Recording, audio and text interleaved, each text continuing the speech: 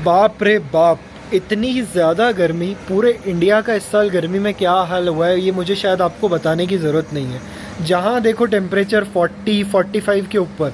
तो इस गर्मी से आखिरकार परेशान होकर के मैंने भी एक उपाय ढूंढ निकाला, और मेरा वो उपाय ये था कि मैंने बुक करी अपनी फ़्लाइट की टिकट, और इस समय मैं पहुँच चुका हूँ हिमालय की गोद में बसे इस खूबसूरत शहर काठमांडू में।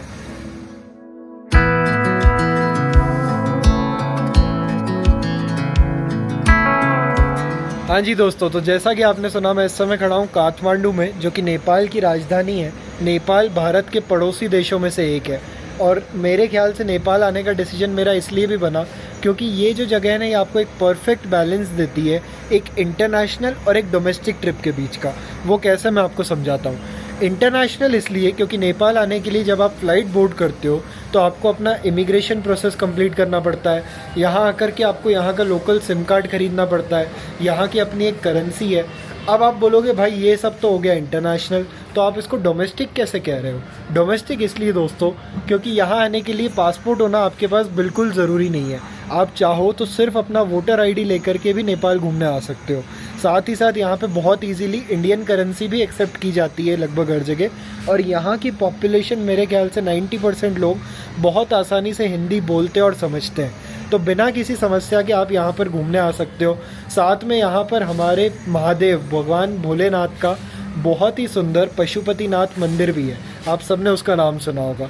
वहाँ भी हम लोग दर्शन करने जाने वाले हैं। एक्चुअल में क्या है कि वो मंदिर 12 बजे दोपहर में बंद हो जाता है, और आज हम लोग जब यहाँ पहुँचे तो ऑलरेडी 12 बज चुकी थी। तो इसलिए आज का दिन हम लोग बाकी चीज़ें एक्सप्लोर करेंगे, और कल सुबह सुबह जाएंगे भगवान भोलेनाथ के पशुपतिनाथ जी के मंदिर में दर्शन करने। इस समय बात करूँ तो मैं कहाँ खड़ा हूँ, मैं अपने होटल के रूफटॉप पे ही खड़ा हूँ, और आप देखो यहाँ पर ही कितना सुंदर माहौल है।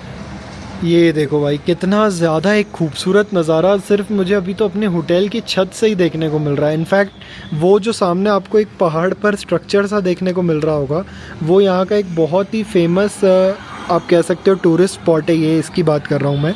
इसे कहा जाता है मंकी टेम्पल, और शायद स्वयंभू स्तूपा इस टाइप का कुछ नाम है। वहाँ भी हम लोग जाने वाले हैं। ठंडी ठंडी लगभग 15-20 डिग्री इसके बीच में यहाँ का टेम्परेचर है, और ठंडी ठंडी हवाएं आपको सीधा पहाड़ों से होकर के मुंह पर लगती है। सही बताऊँ तो जब मैं दिल्ली से फ़्लाइट में बैठा तो इतनी ज़्यादा गर्मी थी, और जब यहाँ पर आकर के फ़्लाइट से मैं उतरा तो मुझे थोड़ी देर के लिए यकीन ही नहीं हुआ, क्योंकि सिर्फ 2 घंटे में इतना ज़्यादा डिफरेंस। हालांकि आप लोग, बहुत से लोग कहोगे कि हिल स्टेशन में तो जाहिर सी बात है ठंडक होती ही है।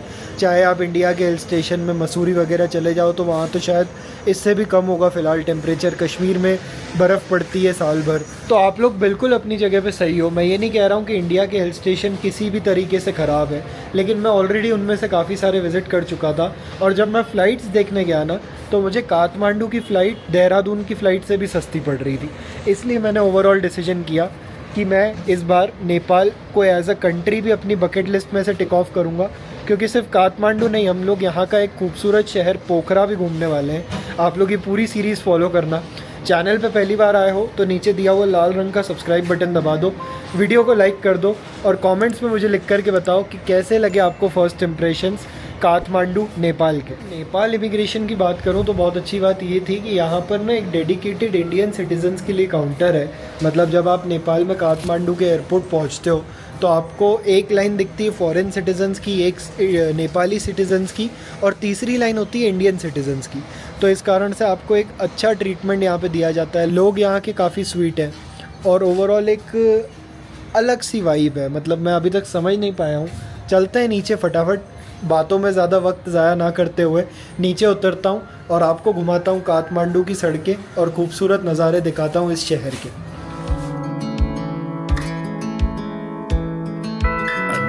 Thought I'd fly over my own state. Something about those city lights were calling out my name. Now mama, don't you cry. You know there'll come a day where I come visit you at home. And if I never stay, the same old now welcome sign, the population getting by, crossing that county line. तो जी finally अपने hotel से लगभग 15 से 20 minute की walk की होगी, around मेरे ख्याल से 1 से 2 किलोमीटर थामेल एरिया से। और इस समय मैं पहुंच चुका हूं काठमांडू के दरबार स्क्वायर में। काठमांडू में ना एक्चुअली दरबार स्क्वायर एक बहुत ही फेमस लैंडमार्क है, और ख़ास बात यह है कि दरबार स्क्वायर सिर्फ एक नहीं है बल्कि 4 है। इस समय मैं खड़ा हूँ काठमांडू दरबार स्क्वायर में, जो कि थामेल के पास में पड़ता है। दरबार स्क्वायर का बेसिक कंसेप्ट अगर आपको बताऊँ तो वो ये कि काठमांडू का कहा जाता है कि एक टाइम पे काठमांडू में 4 रूलर्स थे, 4 राजा थे यहाँ पे। तो चारों ने ना अपने अपने लिए एक दरबार टाइप बनाया, जहाँ पर एक मंदिर भी बनाया, बैठने के लिए उठने के अपने सब कुछ व्यवस्थाएं की बेसिकली।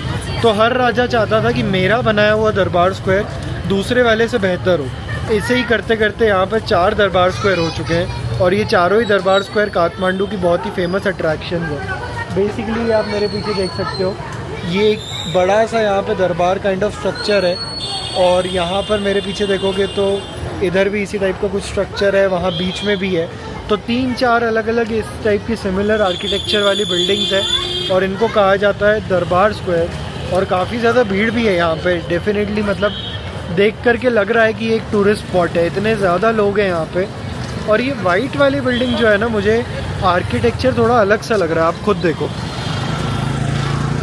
ये देखो जी, ये वाली बिल्डिंग्स तो समझ में आता है कि यहाँ नेपाल का लोकल जो तिब्बतन आर्किटेक्चर होता है उसी टाइप में बनी हुई है। बट ये वाइट वाली आपको थोड़ा बहुत यूरोपियन वाइब नहीं दे रही है। ये देखने में ऐसा लग रहा है कि शायद इतनी ज़्यादा हिस्टोरिकल नहीं है, और शायद उन रूलर्स के द्वारा शायद नहीं भी बनाई गई हो। बाकी ये माहौल देखो, कुछ इस टाइप के नज़ारे हैं दरबार स्क्वायर के काठमांडू में। फ़िलहाल चारों तरफ लोग यहाँ पर फ़ोटोज़ वगैरह खिंचवाने में लगे हुए हैं, एक अलग सी वाइब है। खैर जी, फ़िलहाल आपको नज़ारे मैंने दिखा दिए हैं काठमांडू के दरबार स्क्वायर के। अब कुछ फ़ोटोज़ वगैरह हम भी यहाँ पे खिंचवाते हैं, थोड़ा बहुत टाइम स्पेंड करते हैं, यहाँ की लोकल लाइफ देखते हैं। यहाँ पे मुझे एक बहुत सुंदर सा मार्केट भी नज़र आ रहा है, वो भी एक्सप्लोर करते हैं, और मैं आपको दिखाता हूँ खूबसूरत नज़ारे इसी काठमांडू दरबार स्क्वायर के।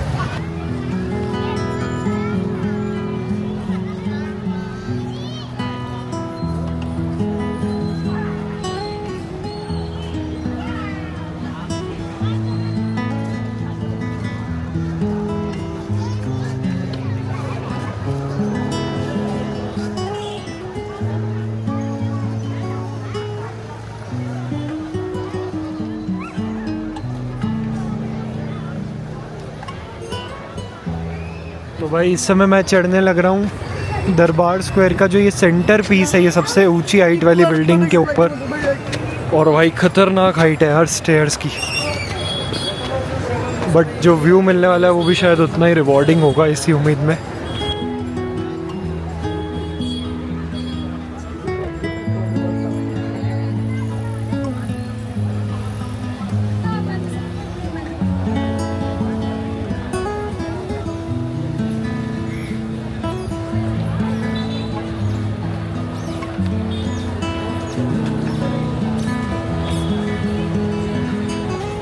इस समय ऊपर से नज़ारों का मज़ा ले लिया है, कुछ बहुत ख़ास तो नहीं, बाकी हाँ एक अच्छा birds I kind of view मिलता है।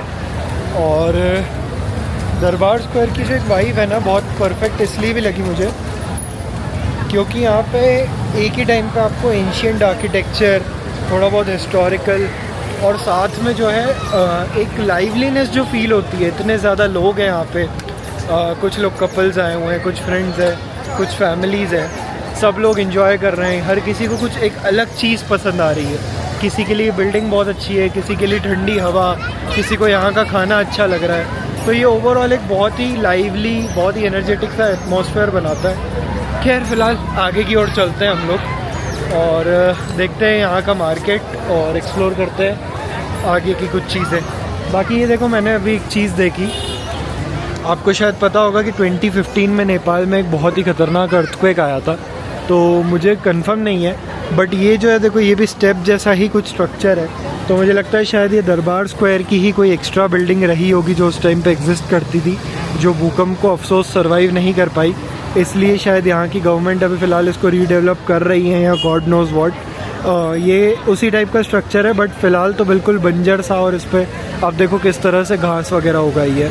तो अगर आपको पता है तो आप मुझे कमेंट्स में बताओ कि ये क्या स्ट्रक्चर है अगर आपने 2015 से पहले दरबार स्क्वायर विज़िट किया तो क्या ये तब भी ऐसा ही था या अब भूकंप के बाद ऐसा हो चुका है?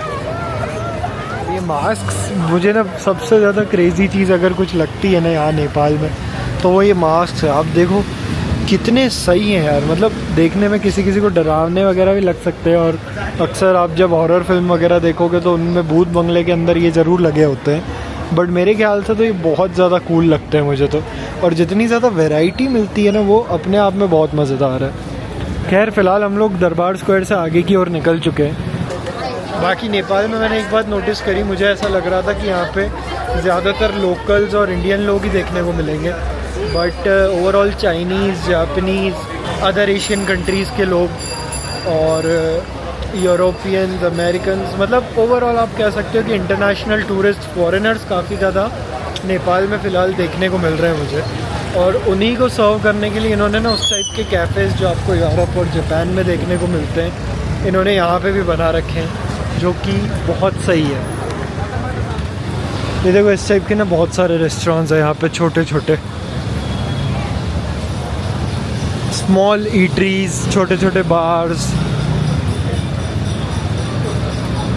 और ये देखो इस टाइप के मंदिर भी हैं, जैसे हमारे यहाँ पे भी रोड पे काफ़ी सारे छोटे मोटे मंदिर होते हैं, उसी टाइप के यहाँ पे भी आपको देखने को मिल जाएगा। इसलिए मैं कह रहा हूँ कि कल्चरली इतना ज़्यादा शायद डिफरेंट नहीं हो, बस ये है कि थोड़ा बहुत बुद्धिज़्म और तिब्बतन कल्चर का आपको इम्पैक्ट यहाँ के आर्किटेक्चर पे और यहाँ की चीज़ों में देखने को मिल सकता है। लैंग्वेज थोड़ी सी अलग है, लिखी हिंदी में ही जाती है, मतलब जो देवनागरी कहते हैं ना जिसमें हिंदी को लिखा जाता है, यहाँ की लैंग्वेज को भी लिखा उसी में जाता है। जैसे फॉर एग्ज़ाम्पल आप ये देखो, यहाँ पे लिखा हुआ है रिचार्ज कार्ड यहाँ पाइंच, तो बेसिकली इसका हिंदी में जो मतलब है वो ये कि यहाँ पे रिचार्ज कार्ड मिलता है। तो पढ़ सकते हो आप इजीली, बट समझ भी सकते हो, बट ये है कि लैंग्वेज थोड़ी बहुत अलग है। देखो भाई, नेपाल में रैंडमली चलते चलते हम लोगों को गणेश जी का ये सुंदर सा मंदिर दिख गया, और क्या सही मूर्ति, आप एक बार देखो। जय हो गणपति बापा की। चलो जी,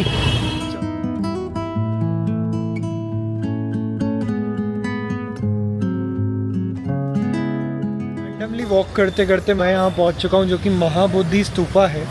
और अब देखो कितना ज़्यादा सुंदर ये वाइट कलर में इस समय चमक रहा है, जबकि इस समय ना तो धूप है ना कुछ है, बस ये शाम का उजाला है। पहाड़ों में आपको पता होगा कि अंधेरा बहुत देर से होता है, तो इस कारण से यहाँ पे भी वक्त तो हो चला है, रात के लगभग शाम के 7 बजने वाले हैं, पर फिर भी काफ़ी ज़्यादा उजाला है कंपेयर्ड टू सिटीज़। तो ये देखो आप, इस उजाले में चमकता हुआ ये वाइट सा सुंदर सा राउंड पगोडा।